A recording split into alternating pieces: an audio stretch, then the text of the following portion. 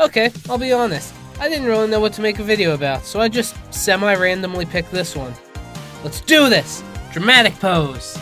Chroma Squad is a turn-based tactical RPG that was kickstarted back in August 2013 and created by Behold Studios. So they're the ones that took the gear out of Bethesda's logo. Mystery solved.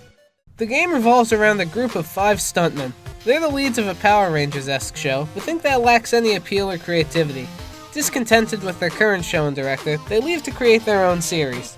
Setting up shop in the warehouse owned by one of the members' uncles, the group discovers a text-to-speech device named Cerebro, which looks like a giant brain in a jar for some reason.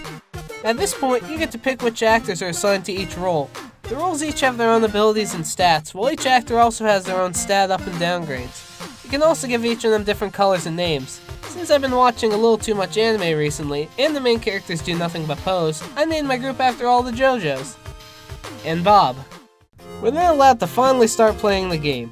One of the first things I did was go to the options menu, where I saw that I was allowed to change various parts of the team's dialogue. With just a few simple line changes, I think I created possibly one of the best TV shows ever made. Produced by Look Ma, I'm on TV. The JOJOs are the newest crime-fighting group to storm television. Using the power of Kinky Time, the JOJOs shout, "Hey, that's my kink," and equip full-body spandex suits while combating squirrels and ducks. After finishing off their opponents with their trademark "Aura, aura, aura, aura, aura," they exclaim, "Come here, big boy," to summon their big boy mecha and beat up giant monsters. We've even gotten to get kids shouting, "Hey, that's my kink," because of this show. I'm so glad we're the role models America needs. Along with customizing your character's dialogues, you can also upgrade your studio, buy armor and weapons for the team, hire publicity firms, craft things, and upgrade your mecha once it's unlocked. When everything's finally just how you'd like it, you can start recording on your very first episode. In this exciting episode, the JOJOs face off against a box.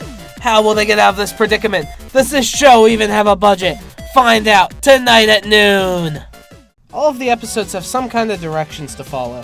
These directions get you more audience, which turn to fans, and the number of fans you have allow you to get different perks with publicity firms.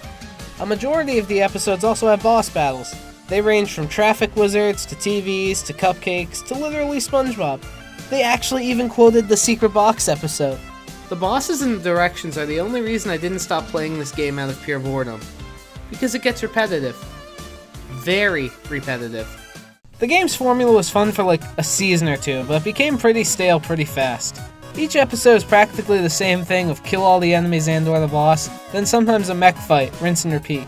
There's not much variation between episodes except for the boss abilities and map size. It's just like normal Power Rangers-esque shows. Same gifts, but just in different wrapping paper. Also, this game uses old memes for like no reason at all. But all of this could have been forgiven.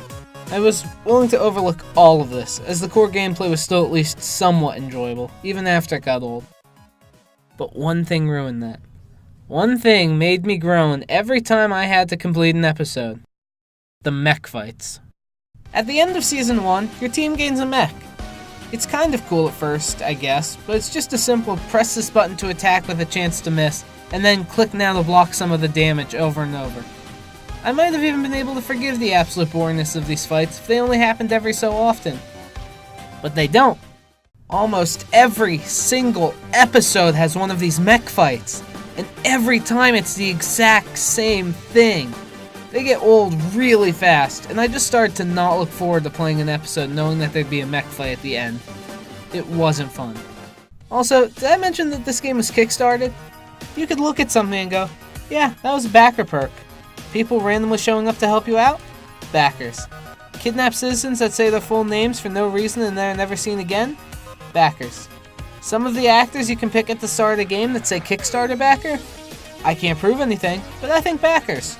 Thankfully, they don't really distract from the game too much, but, you know, they're still noticeable. Anyway, I got sidetracked a bit, didn't I? It's okay, this game does too. Happens to the best of us. After some mild success in replying to emails talking about alien conspiracies, the JOJOs are contacted by a talent agent named Fred, who asks to be called Gaga for some reason instead. Gaga offers to let the show try a free trial of an audience booster device, and it surprisingly works. But Jonathan Joestar starts acting like most celebrities at this point in their career. Horrible. But after filming the season finale, it's revealed that Gaga was actually Lord Gaga, and he was secretly controlling Jonathan Joestar with the power of the audience booster. The device actually converts the show's audience power into energy to open up a portal to another world. The team destroys the strange device, but is quickly defeated by Gaga. However, Jonathan Joestar rises again, and actually uses Kinky Time for real instead of just as part of the show, unlocking all the abilities that come with it. After Jonathan Joestar chases off Gaga and revives the rest of the team, they're called the Cerebro's Chamber. It turns out that Cerebro was not a text-to-speech device, but actually an extremely powerful being that once led a group similar to the JOJOs, who was severely injured by Lord Gaga before imprisoning him in some kind of magical jail thing, which the snazzy evil dude eventually broke out of. The JOJOs learn that they actually are superheroes, and all of their abilities from the show become real, including the giant mech. And they're going to need these newfound abilities, as Lord Gaga has already begun summoning monsters into the world to cause havoc. Can the JOJOs defeat this new menace? Find out on the next episode that I won't make, so just go play the game yourself. The JOJOs pose. Yare yare daze.